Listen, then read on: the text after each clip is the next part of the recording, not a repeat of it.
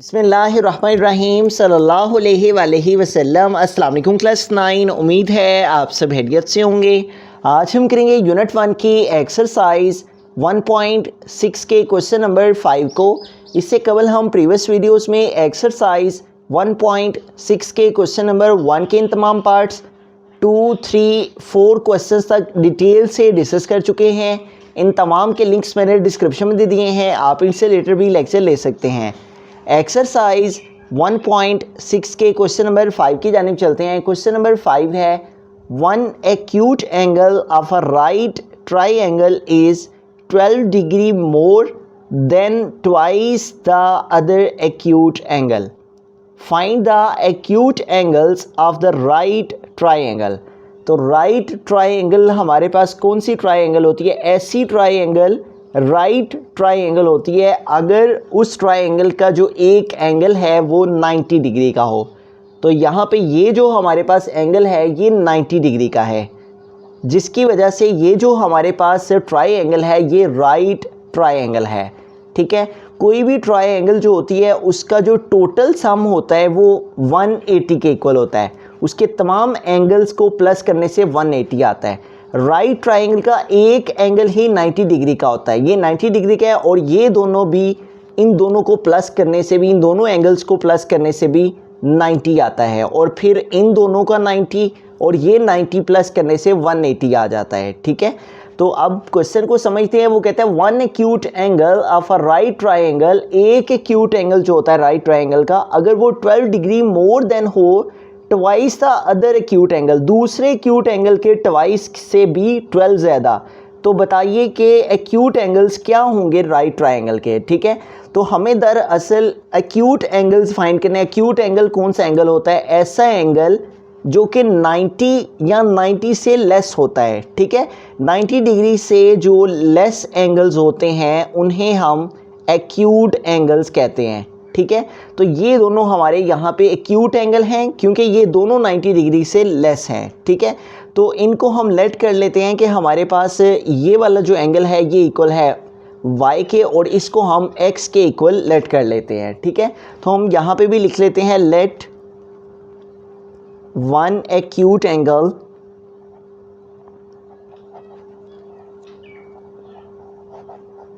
Is equal to y degree और other acute angle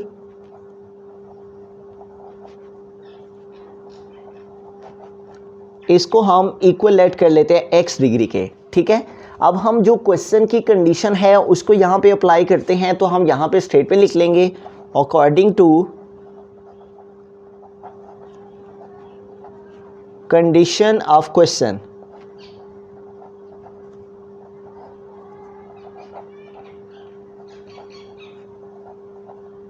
अब question की कंडीशन को देखते हैं। तो यहाँ पे उसने लिखा हुआ है one acute angle of a right triangle, एक एक्यूट इन दोनों ट्राइंगल में से जो है। ठीक है, तो हम इसको y कह लेते हैं। तो हम यहाँ पे one acute angle of a right triangle, इसके लिए हम ये वाला y लिख लेते हैं। उसके बाद इज है, तो इज के लिए हम इक्वल का साइन यूज़ कर लेंगे।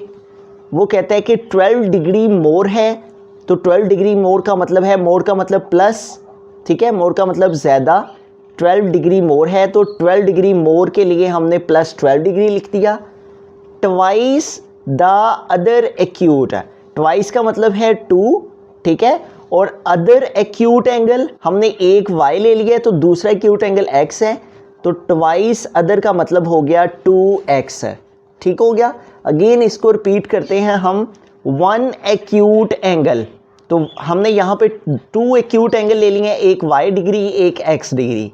तो वन एक्यूट एंगल के लिए हमने लिख दिया यहाँ पे y, और फिर था इज 12 डिग्री मोर, तो इज के लिए हमने इक्वल लिख दिया। 12 डिग्री मोर, 12 डिग्री मोर के लिए हमने प्लस 12 लिख दिया। ट्वाइस के लिए हमने 2 लिख दिया। अदर एक्यूट एंगल, अदर हमारे पास कौन सा था? x है। ठीक है, अदर एक्यूट एंगल वो हमारे पास x डिग्री था, तो ट्वाइस अदर एक्यूट एंगल के लिए हमारे पास 2x हो गया, 12 डिग्री मोर के लिए प्लस 12 हो गया। ठीक है, तो ये हमारे पास इक्वेशन क्रिएट हो गई है इस सारे यहाँ से लेके यहाँ तक की स्टेटमेंट के अंदर। ठीक है। इसको हम थोड़ा मज़ीद आगे सिंप्लीफाई करते हैं, तो y को हम इधर ले जाते हैं, ठीक है। 2x प्लस वाई को इधर ले जाएंगे तो इधर जाके -y हो जाएगा, और ये +12 है तो इसको हम इस साइड पे मूव कर लेंगे तो इधर आके -12 हो जाएगा। r लिख के हम इसको इधर और इसको इधर लिख सकते हैं, क्योंकि ये इसके इक्वल है, ये इसके इक्वल है, तो इस वैल्यू को इधर और इसको इस साइड पे हम लिख सकते हैं। 2x - y इसको हम इधर लिख लेंगे इज़ इक्वल -12। तो यूँ इस सारी स्टेटमेंट से हमारे पास ये एक इक्वेशन आ गई। अब दूसरी जो हमारे पास इक्वेशन है उसके लिए यहाँ पे कोई भी डाटा मौजूद नहीं है, लेकिन उसने हमें ये बताया है कि यहाँ पे एक राइट ट्रायंगल है और 2 एक्यूट एंगल हैं, ठीक है। तो जैसा कि हमने राइट ट्रायंगल से समझा कि राइट ट्रायंगल वो होती है जिसमें एक एंगल 90 डिग्री का होता है। अब ये तो हमें मालूम हो गया है, लेकिन ये दोनों मालूम नहीं है जिनको हमने लेट किया है, ठीक है। तो इसका एक का सम जो है, एक जो एंगल है वो 90 डिग्री का है, और ये जो दोनों हैं इन दोनों को प्लस करने से 90 आता है। इन दोनों का सम निकालें तो 90 और ये वाला 90, तो ये टोटल हमारे पास 180 डिग्रीज हो जाती हैं, ठीक है। तो हमने इन दोनों को ले लेना है, इन दोनों को प्लस करके हमारे पास आ जाएगा 90, ठीक है। 90 ये अलहदा से है और इन दोनों का जो सम है इन दोनों को प्लस करके 90 आता है। तो हम लिखेंगे x + y is equal to 90 degree. तो इस तरह से हमें ये मालूम था कि यहाँ पे एक्यूट एंगल्स हमने फाइंड करने हैं, तो जो एक्यूट एंगल्स हमने फाइंड करने हैं उनको लेट किया है हमने, और उन दोनों का सम जो है वो 90 डिग्री का है, ठीक है। क्योंकि उसने बता दिया था कि ये एक राइट ट्रायंगल है, तो राइट ट्रायंगल का मतलब कि एक 90 है, तो फिर जो बाकी के दो रह जाएंगे उन दोनों का सम भी 90 के इक्वल है। तो यूँ हमारे पास जो सेकेंड इक्वेशन है वो आ जाएगी x + y is equal to 90 degree, ठीक है। तो इस सारी स्टेटमेंट से हमने एक इक्वेशन ली, one acute angle of a right triangle is 12 degree more than twice the other acute angle. इतनी स्टेटमेंट से हमें मालूम हो गया कि y is equal to 2x + 12 degree है, ठीक है। वन एक्यूट एंगल का मतलब हमने y डिग्री लिख दिया, और इज़ के लिए हमने इक्वल का साइन लगा दिया, 12 मोर डिग्री के लिए हमने +12 लिख दिया, मोर के लिए प्लस और 12 डिग्री, ट्वाइस के लिए 2 लगा दिया, और अदर एक्यूट एंगल और अदर हमारे पास x रह गया था, एक y था वो हमने पहले लिख लिया, और अदर x रह गया था तो उसके लिए अदर एक्यूट एंगल के लिए x आ गया। फिर हमने ये जो y था इसको इस साइड में ले गए और 12 को इधर ले आए हैं। तो इस तरह हमारे पास जो फर्स्ट इक्वेशन क्रिएट होगी वो 2x - y is equal to -12, और सेकेंड इक्वेशन जो हमने क्रिएट की है वो हमने ये जिनको फाइंड करना है, find the acute angles of the right triangle, in acute angles को देखते हुए हमने क्रिएट किया है। इन दोनों एक्यूट एंगल वो होता है जो कि 90 से लेस होता है, तो इन दोनों एंगल्स का जो सम है वो 90 डिग्री के इक्वल है। तो हमने इन दोनों को प्लस किया, x degree + y degree is equal to 90 degree. इससे हमारे पास जो है वो सेकेंड इक्वेशन क्रिएट हो गई। अब इन पर हम मैट्रिक्स इन्वर्जन मेथड और क्रैमर्स रूल लगा के x और y की वैल्यूज़ फाइंड करते हैं।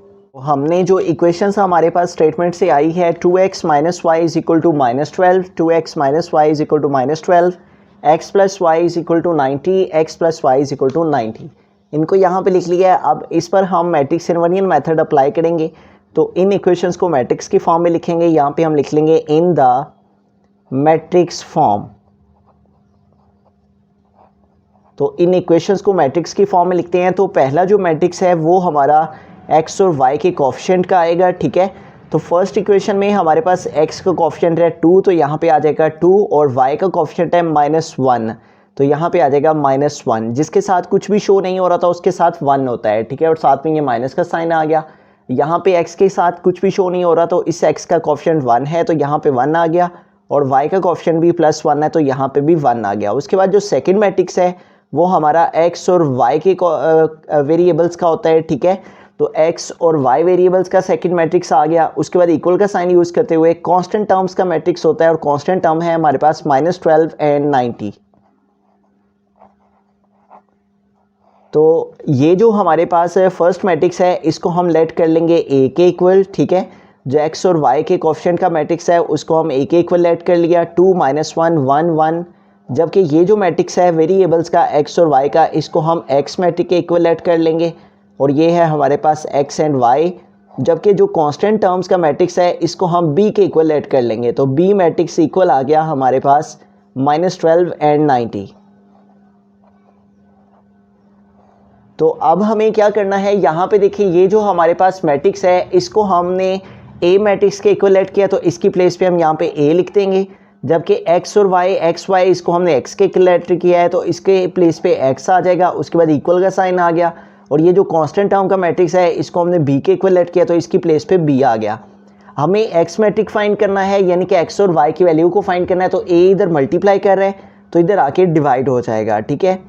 ए इधर मल्टीप्लाई कर रहा है एक्स के साथ, इधर आके डिवाइड हो गया, ठीक है ए। और अब नीचे जो है डिनोमिनेटर में ए का एक्सपोनेंट +1 है, और जब ये न्यूमरेटर में जाएगा तो इसका एक्सपोनेंट +1 से चेंज होके -1 हो जाएगा, और साथ में क्या आ जाएगा बी। यूँ देखें हमारे पास एक्स मैट्रिक्स भी यहाँ भी मौजूद है, जबकि बी मैट्रिक्स भी मौजूद है, लेकिन ये ए इन्वर्स मौजूद नहीं है। तो पहले हमें ए इन्वर्स फाइंड करना होगा। ए इन्वर्स के लिए हमें ए का अर्जाइन लेना है और ए का डिटर्मिनेंट लेना है, और ये दोनों फाइंड करते हुए इन दोनों के डिवीजन से हमारे पास ए इन्वर्स आ जाएगा। तो पहले हम ए मैट्रिक्स का डिटर्मिनेंट फाइंड करते हैं। तो डिटर्मिनेंट फाइंड करने के लिए हम ए मैट्रिक्स को स्ट्रेट बार में लिखेंगे। तो ए मैट्रिक्स की हमारे पास वैल्यू है 2 - 1 1 1। तो अब इसका डिटर्मिनेंट फाइंड करते हैं। तो डिटर्मिनेंट फाइंड करते हुए हमें इस 2 को मल्टीप्लाई करना है 1 के साथ, और इस 1 को मल्टीप्लाई करना है -1 के साथ। 2 मल्टीप्लाई बाय 1, बिटवीन में माइनस का साइन, और इस 1 को मल्टीप्लाई करना है -1 से। तो अब इनकी मल्टीप्लिकेशन फाइंड करते हैं। तो 2 1 टाइम 2, और इस माइनस के साइन को इस माइनस के साइन के साथ मल्टीप्लाई किया तो माइनस माइनस प्लस, और 1 को इस 1 से मल्टीप्लाई करेंगे तो 1 1 टाइम 1 आ जाएगा, और 2 में 1 प्लस करेंगे तो आ जाएगा 3। तो यूँ हमारे पास जो डिटर्मिनेंट ऑफ ए है वो इक्वल आ गया है हमारे पास 3 के, ठीक है। अब हमें ए वैल्यू का अर्जाइन फाइंड करना है, ठीक है, और फिर इन दोनों की डिवीजन से हमारे पास ए इन्वर्स आ जाएगा। तो ए वैल्यू का अर्जाइन फाइंड करने के लिए हम दोबारा से ए की वैल्यू को यहाँ पे लिखते हैं, ए इज इक्वल टू, तो ए मैट्रिक्स हमारे पास इक्वल है 2 - 1 1 1, 2 - 1 1 एंड 1। तो अब इसका अर्जाइन फाइंड करते हैं। Adjoint of A is equal to, तो अर्जाइन फाइंड करते हुए हमें एक डायगोनल की प्लेस को चेंज करना है और एक के साइन को।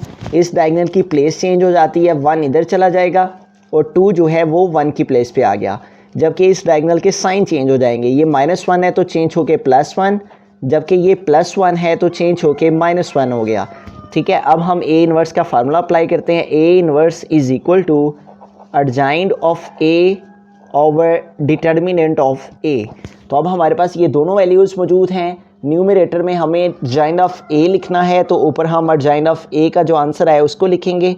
तो अर्जाइन ऑफ ए जो है, अर्जाइन ऑफ ए वो इक्वल है 1 1 -1 2। उसके बाद डिवाइडेड बाय हमारे पास डिटर्मिनेंट ऑफ ए है, तो डिटर्मिनेंट ऑफ ए हमने फाइंड किया है, तो ए का डिटर्मिनेंट आया है 3 के इक्वल, तो यहाँ पे डिटर्मिनेंट ऑफ ए की प्लेस पे आ गया 3।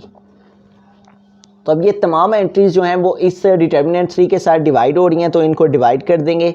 ए इन्वर्स इज इक्वल टू, तो सबसे पहले यहाँ पे देखें 1 डिवाइड बाय 3 आ जाएगा, उसके बाद फिर अगेन 1 डिवाइड बाय 3, और थर्ड एंट्री है -1, इसको भी डिवाइड कर देंगे 3 पे, और लास्ट एंट्री है 2 डिवाइडेड बाय 3, तो 2 डिवाइड 3। तो ये हमारे पास जो है वो ए इन्वर्स आ गया। इसके आगे मज़ीद सिंप्लीफिकेशन नहीं होती, तो यही हमारे पास ए इन्वर्स है। अब हम इस फार्मूला को अप्लाई करेंगे, x is equal to A inverse B. तो x मैट्रिक यानी कि x और y की वैल्यूज़ को फाइंड कर लेंगे। तो यूँ हमने ये फार्मूला यहाँ पे लिख लिया है, x is equal to A inverse B, x is equal to A inverse B. अब इसके अंदर वैल्यूज़ पुट करते हैं, तो x मैट्रिक हमारे पास इक्वल है x एंड y के, तो x की प्लेस पे आ गया हमारे पास x and y। Than equal का साइन है, तो इक्वल का साइन यूज़ किया, और फिर है a इन्वर्स। तो a इन्वर्स हमारे पास इक्वल आया 1/3 1/3, और थर्ड एंट्री है -1/3, एंड द लास्ट एंट्री है 2/3।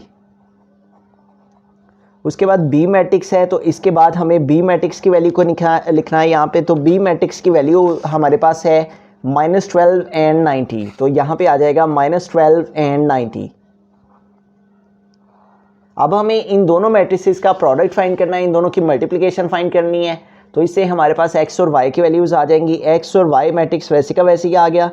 अब हमें इन दोनों मैट्रिक्स का प्रोडक्ट फाइंड करना है, मल्टीप्लिकेशन फाइंड करनी है। तो यहाँ पे देखिए हमारे पास ये जो रो है, फर्स्ट रो, इसको हमें इस कॉलम के साथ मल्टीप्लाई करना है। 1/3 मल्टीप्लाई आ जाएगा -12। बिटवीन में प्लस का साइन यूज़ किया जाता है और इस 1/3 को मल्टीप्लाई करेंगे 90 से। 1/3 मल्टीप्लाई बाय 90। तो यूं हमारे पास इस फर्स्ट रो की इस कॉलम के साथ मल्टीप्लिकेशन कंप्लीट हो गई। अब इस सेकंड रो को भी हमने इस कॉलम के साथ मल्टीप्लाई करना है। -1/3 मल्टीप्लाई -12। बिटवीन में प्लस का साइन यूज़ किया जाता है और 2/3 मल्टीप्लाई आ जाएगा 90। तो अब इनको आगे मज़ीद सिंप्लीफाई करते हैं। तो यहाँ पे देखें हमारे पास 3 है और ये -12 है, तो इन दोनों की कटिंग कर लेंगे। x और y matrix as it is आ गया। तो यहाँ पे देखें हमारे पास इन दोनों की कटिंग पॉसिबल है। 3 1 टाइम 3 एंड 3 4 टाइम 12। तो यूँ यहाँ पे रिमेनिंग हमारे पास क्या रह गया, -4 1 टाइम 4, तो आ गया -4। उसके बाद है प्लस का साइन, तो प्लस का साइन यूज़ कर लिया। 3 और 90, तो इन दोनों की भी कटिंग पॉसिबल है। 3 1 टाइम 3, 3 3 टाइम 9 और साथ में ये 0 आ गया। इट मीन्स के 3 30 टाइम क्या आ गया, 90। तो इस तरह यहाँ पे हमारे पास क्या आएगा, 30। अब यहाँ पे देखें माइनस मल्टीप्लाई माइनस, ये प्लस हो जाएगा। ठीक है, दोनों साइंस को आपस में मल्टीप्लाई किया तो प्लस हो गए। 3 1 टाइम 3 एंड 3 4 टाइम 12, तो रिमेनिंग क्या रह गया हमारे पास, +4। उसके बाद प्लस का साइन है तो प्लस का साइन आ गया। यहाँ पे भी इनकी कटिंग पॉसिबल है। 3 1 टाइम 3 एंड 3 3 टाइम 9 और साथ में ये 0 आ जाएगा, तो 3 30 टाइम 90। तो रिमेनिंग क्या रह गया, 2 मल्टीप्लाई 30, तो 30 को मल्टीप्लाई कर देंगे 2 के साथ। 2 0 टाइम 0, 2 3 टाइम 6 है, तो इस तरह 2 30 टाइम क्या आ गया हमारे पास, 60। ठीक है, अब इनको आगे मज़ीद सिंप्लीफाई करते हैं। तो यहाँ पे देखिए हमारे पास है -4 + 30। एक का साइन हमारे पास जो है वो प्लस का है और एक का साइन जो है वो माइनस का है। तो अगर हमारे पास ऑपोजिट साइंस हो तो हम माइनस करते हैं। +30 -4, तो 0 -4 नहीं होंगे, इस 3 से कह लिया। यहाँ पे 10 हो गए। 10 - 4 हमारे पास 6 आ गया। यहाँ पे 3 की प्लेस पे 2 रह जाएगा क्योंकि 1 कैरी इधर मूव हो गया है, तो रिमेनिंग क्या आ गया, 2। तो यूँ हमारे पास -4 + 30 -4 + 30 का आंसर आ गया 26। और ये दोनों प्लस की वैल्यूज़ हैं, तो 60 में 4 ऐड कर देंगे तो 64 हो जाएंगे। तो इट मीन्स के हमारे पास जो x है वो इक्वल आ गया 26 के, जबकि जो y है वो हमारे पास इक्वल आ गया है 64 के। तो यूँ हमारे पास जो है वो दोनों एक्यूट एंगल आ गए हैं। जो x डिग्री है हमारे पास वो इक्वल आ गया 26 डिग्री के, जबकि ये जो y डिग्री था ये हमारे पास इक्वल आ गया 64 डिग्री के। तो एक दफ़ा स्टार्ट से हम सारे क्वेश्चन को रिव्यू कर लेते हैं। हमारे पास यहाँ पे स्टेटमेंट थी, इस स्टेटमेंट से हमने यहाँ पे 2 इक्वेशंस क्रिएट कर ली। एक इक्वेशन हमारे पास आ गई 2x - y = -12 और सेकंड इक्वेशन हमारे पास आ गई x + y = 90। इन दोनों को प्लस करके इक्वल 90। ठीक है, तो फिर इन दोनों इक्वेशंस पर हमने मैट्रिक्स इन्वर्जन मेथड अप्लाई करते हुए इनको मैट्रिक्स की फॉर्म में लिखा इक्वेशन से। उसके बाद हमारे पास फार्मूला क्रिएट हो गया x = A 1 B। तो ये दोनों मैट्रिक्स हमारे पास मौजूद थे, A 1 मौजूद नहीं था, तो A 1 के लिए हमने A का डिटर्मिनेंट लिया और A का अर्जाइन फाइंड किया और इन दोनों की डिवीजन से हमारे पास A 1 आ गया। उसके बाद हमने फार्मूला अप्लाई किया x = A 1 B, तो इनकी वैल्यूज़ पुट की, इन दोनों का प्रोडक्ट फाइंड किया, इन दोनों की मल्टीप्लिकेशन से हमारे पास है जो फर्स्ट एक्यूट एंगल है वो आ गया 26 डिग्री के और सेकंड एक्यूट एंगल आ गया 64 डिग्री। बिस्मिल्लाहिर्रहमानिर्रहीम। तो हमने दोबारा से इन इक्वेशंस को 2x - y = -12, 2x - y = -12, x + y = 90, x + y = 90। इन इक्वेशंस को हमने दोबारा से लिख लिया क्रैमर्स रूल से इसको सॉल्व करने के लिए। तो क्रैमर्स रूल से सॉल्व करने के लिए हमने 3 मैट्रिक्स रिक्वायर हैं। एक A मैट्रिक्स, उसके बाद AX मैट्रिक्स और थर्ड मैट्रिक्स हमें जो रिक्वायर है वो है AY मैट्रिक्स।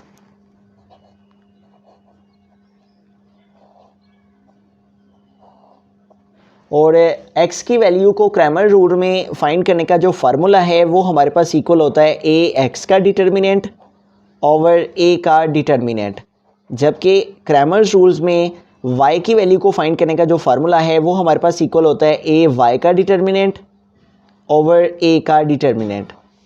तो अब हमें क्या करना है, ये जो हमारे पास 3 मैट्रिक्स हैं A, AX and AY, in 3 matrix को लिखना है इन इक्वेशंस को यूज़ करते हुए और फिर इनके डिटर्मिनेंट लेकर इनमें पुट करने से x और y की वैल्यूज़ आ जाएंगी।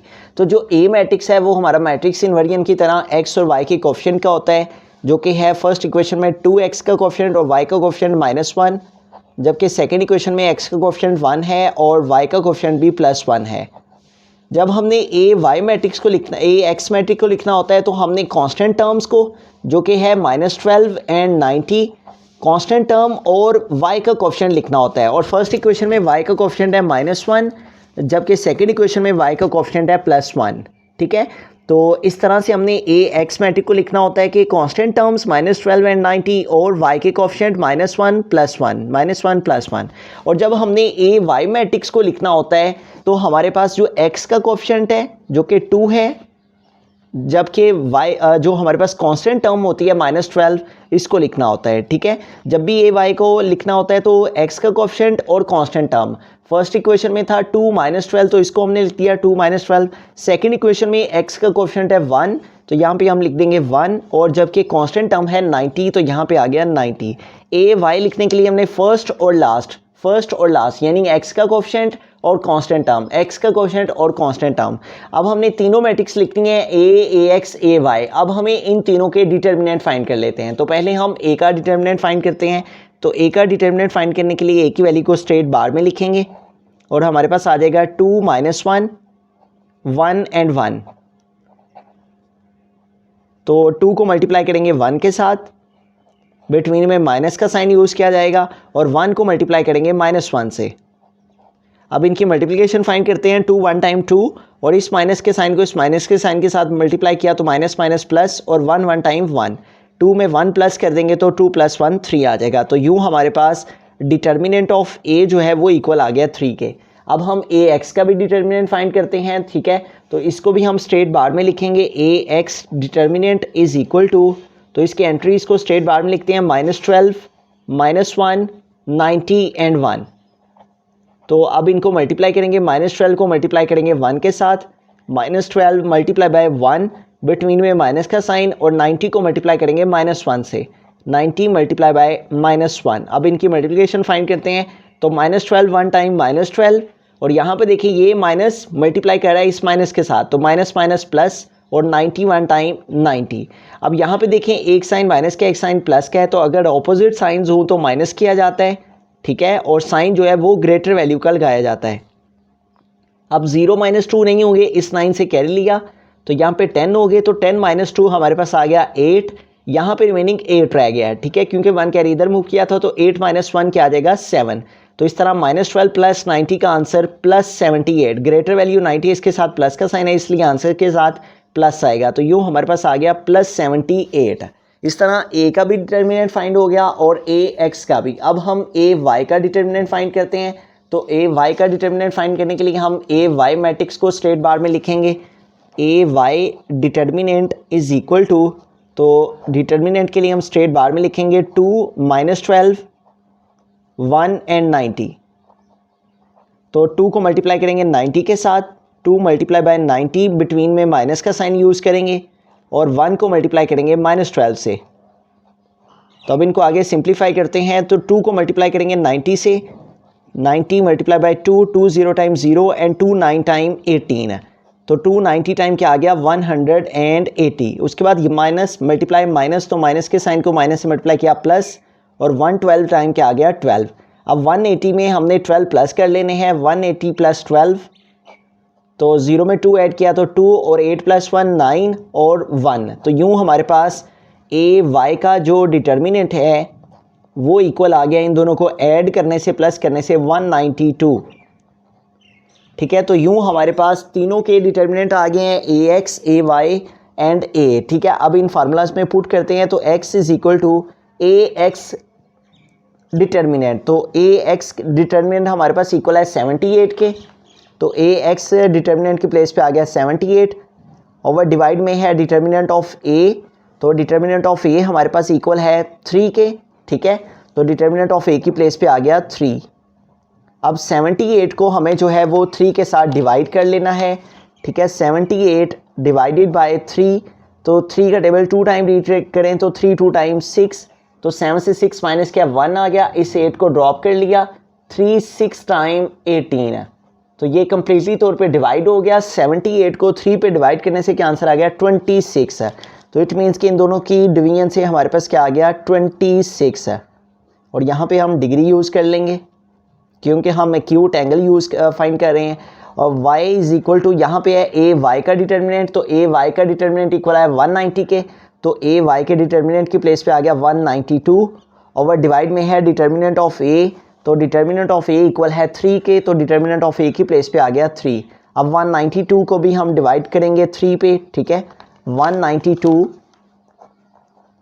डिवाइडेड बाय 3, तो यहाँ पे 19 है और यहाँ पे 3 है, तो 3 6 टाइम 18, तो 9 से 8 माइनस किया 1 आ गया, इस 2 को ड्रॉप कर लेंगे, और 3 4 टाइम 12, तो 12 से 12 माइनस करने से 0, ये भी कम्प्लीटली तौर पे डिवाइड हो गया। और 192 को 3 पे डिवाइड करने से हमारे पास क्या आ गया 64, 192 डिवाइड बाय 3 क्या आ गया 64, और यहाँ पे हमने डिग्री लिख दिया, ठीक है। क्रैमर रूल वेरी सिंपल है, हमने जस्ट इन इक्वेशंस को यूज़ करते हुए 3 मैट्रिक्स लिखना होते हैं, ए एक्स एंड ए वाई, और तीनों के डिटर्मिनेंट फाइंड करने होते हैं, और फिर इन फार्मूलाज में पुट करने से हमारे पास एक्स और वाई की वैल्यूज़ आ जाती हैं। तो हमने मैट्रिक्स इनवेरिएंट मेथड से भी क्वेश्चन को सॉल्व किया, तो x की वैल्यू 26 और क्रैमर रूल में भी x की वैल्यू 26 और y हमारे पास 64, y इज इक्वल टू 64, ठीक है। तो इट मीन्स कि हमारे पास एक्यूट एंगल फर्स्ट जो है वो 26 डिग्री आ गया, और एक्यूट एंगल जो सेकंड है y वो 64 डिग्री आ गया। तो दिए गए लेक्चर में अगर आपको किसी तरह की कन्फ्यूजन हो, आप हमें इंस्टाग्राम पर मुशाहिद अली ज़फ़र के नाम से स्क्रीनशॉट लेकर सेंड करें, हम इंशाल्लाह जहां तक पॉसिबल हुआ आपकी ज़रूर रहनुमाई करेंगे। मज़ीद इस तरह के इंफॉर्मेटिव लेक्चर्स के लिए आप इस चैनल को सब्सक्राइब कर सकते हैं। थैंक यू, अल्लाह हाफिज़।